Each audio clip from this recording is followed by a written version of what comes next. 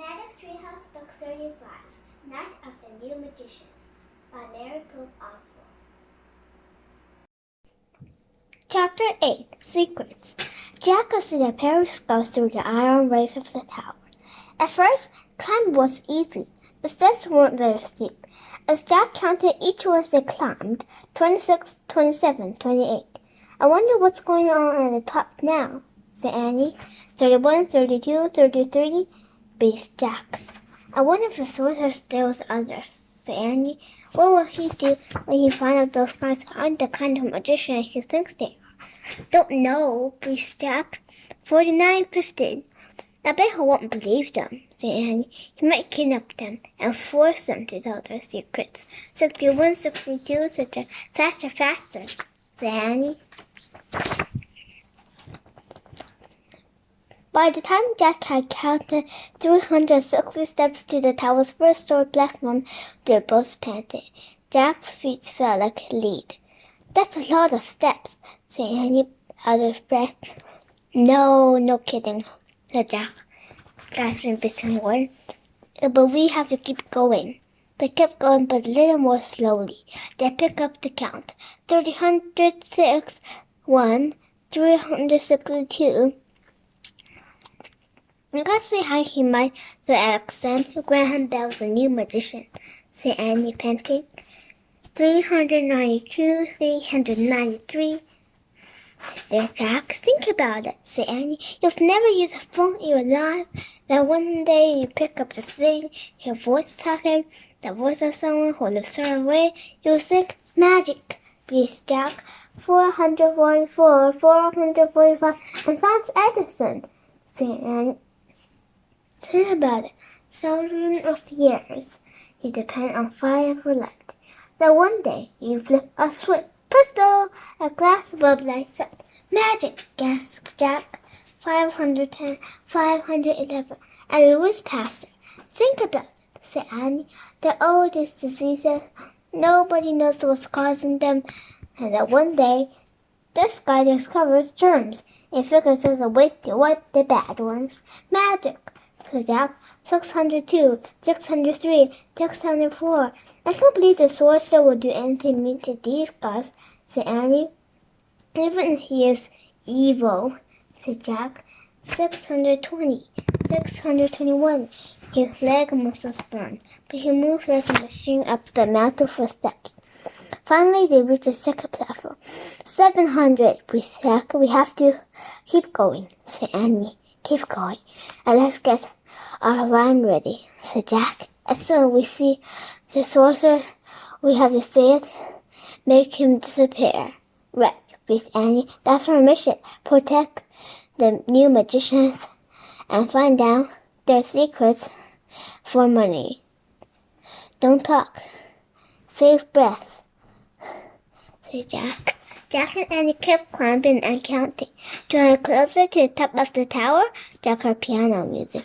As they climbed higher, the music grew louder. Finally, Jack and Annie climbed onto a third platform. 1,652, gasped Jack. They were almost at the very top of the tower. A spiral staircase led from the platform up to a terrace. Jack's muscles ached. His head hurt, but his heart hardened. We have to keep going, they whispered. He and Annie dragged themselves up the spiral staircase that led to the terrace. They both collapsed and sat on the top step, trying to breathe. A flag overhead flapped noisily. That was sweet. Jack felt chilled by the wind. The piano music was coming from the small apartment from the terrace. I wonder who's playing, said Annie, still gasping for breath. Maybe one of the magicians, said Jack. Or the sorcerer, said Annie. Jack felt the threat of it. It almost took away his tiredness. We have to make him disappear, he said, his fingers shaking. Let's look through the window, said Annie. The two of them struggled against the wind as they staggered to the window of the apartment. They peeked in. There's a cozy room with leather chairs and glowing lamps. A man with trim-pointed barrels playing the piano. Behind him stood an earthy man with a green beard. A big man with a bushy white beard. A friendly-looking man with no beard. All of them were smiling and nodding their heads in time to the music. There's 4 of them in there, whispered Jack. It's the first one, the sorcerer, said Annie. Oh, see, the 4th new magician. I don't think any of them are the sorcerer, whispered Jack. None of them look evil. They all look pretty nice. What is this place anyway? Said Annie. Let's check the book, said Jack. He pulled out the guard book that looked up Eiffel Tower. He found a drawing of the tower. Each platform was labeled. The area at the top read, at the very top of the tower is the apartment of Gustav Eiffel. A picture showed Gustav Eiffel sitting in his apartment. Look, here's a guy playing the piano, said Jack. He read on. Gustav Eiffel is one of the world's master engineers. He built the Eiffel Tower with glass and iron, the world's newest building materials. Since the materials are larger than stone or brick, structures can be built very tall.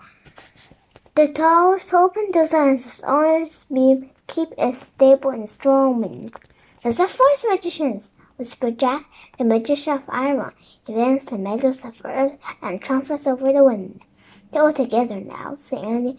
Alexander Graham Bell, Thomas Edison, Louis Pasteur, and Gustav Eiffel, the 4 new magicians. And the evil sorcerer hadn't show up yet, said Jack. Come on, said Annie. We have to warn them about him and find out their secrets before he does, said Jack. He and Annie walked to the door of the apartment. Annie knocked. Night fell silent as the piano music stopped. Oh, brother, said Jack. How did they explain such a weird situation for this famous man? The door of the apartment opened. Gustav Eiffel looked out. Yes, he said. Hello, can we come in? Asked Annie. Mr. Eiffel looked startled. Goodness, I seem to be having many unexpected guests tonight. How did you get up there, little girl? I saw the elevators were closed. My brother and I climbed the stairs, said Annie. Oh my, that's a very long climb for 2 children, said Mr. Eiffel. Or anywhere else. Well, that's the matter. Did someone invite you to a party here too? Not exactly, said Annie. Well, come here anyway. The more the merrier. Mr. Eiffel stepped back to let Annie and Jack inside. Then he closed the door behind them. The 4 men looked curiously at Jack and Annie. Before you tell us about yourself, allow me to introduce my other unexpected guest, said Mr. Eiffel. This is Dr. Louis Pasteur. He pointed to an elderly man with a graying beard. And Alexander Graham Bell. He pointed at the big man with the white beard, nodded, and Mr. Thomas Alva Edison. A friendly-looking man reached out and shook both of their hands. First Annie said Jack. You can call me Alva, Mr. Edison said. Hi, Alva, Jack murmured shyly. He couldn't believe he was shaking hands with Thomas Alva Edison. You can call us Jack and Annie, said Annie. So, Jack and Annie, what did you learn about this gathering? Mr. Eiffel asked. You have been listening to the invitation these gentlemen received, do you?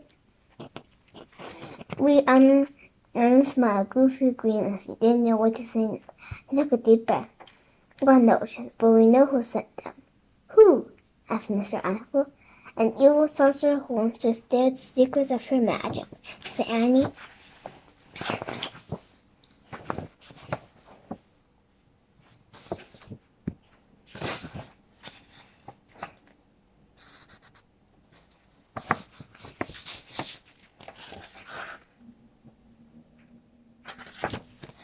An evil sorcerer?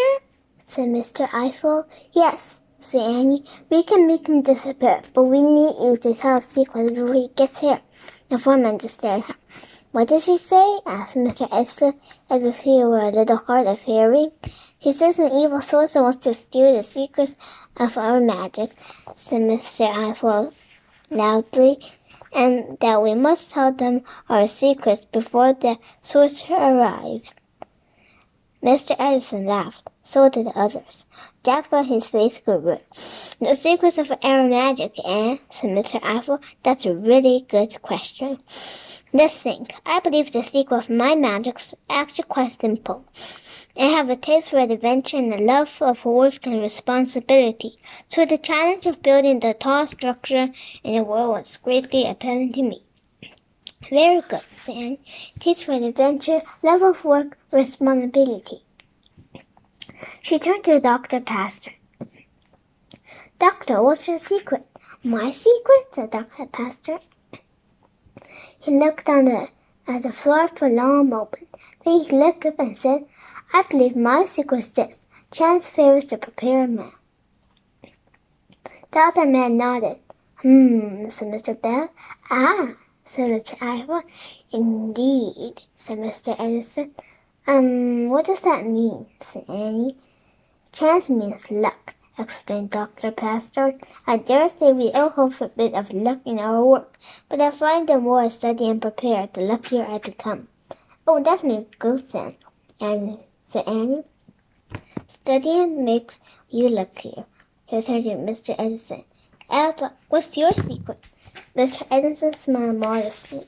Well, let me see. His eyes were bright and twinkling. I suppose my secret is this. Genius is 1% inspiration and 99% precipitation. The other man laughed. That's right, said Mr. Apple. Sweet, hard work. Size of his experiments fell. Then finally one works. The other man clapped. I get it, said Anne. Genius is mostly sweet. Everyone then turned to the last magician. Oh my, said Mr. Bell. He stroked his bushy white beard. How shall I say it? He closed his eyes.